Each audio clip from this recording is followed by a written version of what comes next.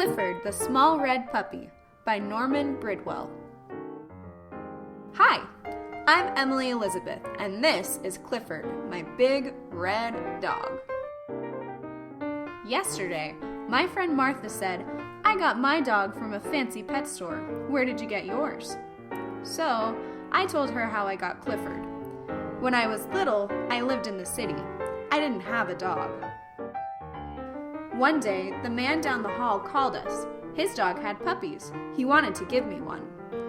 One puppy was smaller than the rest. The man said, "Don't take him. He is the runt. He will always be small and sick." But I loved that little puppy. He needed me. I named my puppy Clifford. He was so tiny that I had to feed him with the doll's baby bottle. We got the smallest collar we could find for Clifford. It was too big. When he began to eat dog food, we had to watch him all the time. He was so little that he was always getting lost, even in our small apartment. Daddy said Clifford was just too small. He didn't think he could live through the winter.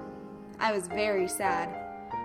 That night, I told Clifford I wished he would grow to be a big, healthy dog. I told him I loved him. Next morning, he looked bigger to me. He seemed to have an easier time eating his dog food, and his collar wasn't so loose. In fact, by the time Daddy got home, the collar was too small. By bedtime, Clifford's tiny basket seemed a little too small for him, so I let him sleep on my pillow again.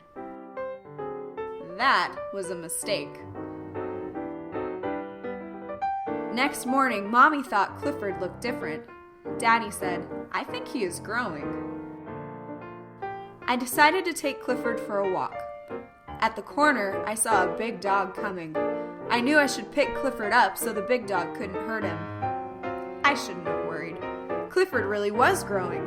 We ran home to show Mommy how big he was. Had our apartment door grown smaller?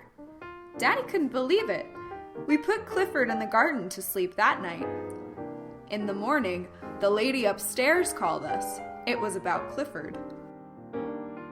In fact, all the neighbors were starting to notice him. The landlord called the police. They came to see Clifford. They said Clifford would have to go. But how? He couldn't go through the door. There was just one way to get him out of our garden. We sent him to live with my uncle who lived in the country. I was sad. I missed my little puppy, and he missed me. One day we got a surprise. My uncle wanted Daddy to come to work with him in the country. We moved right away. Clifford was waiting for me. I said, "Clifford, stop growing. You are just right." "So," I said to Martha, "that's how I got my dog." "Tell me again how you got your dog." Martha said, "Forget it." The end.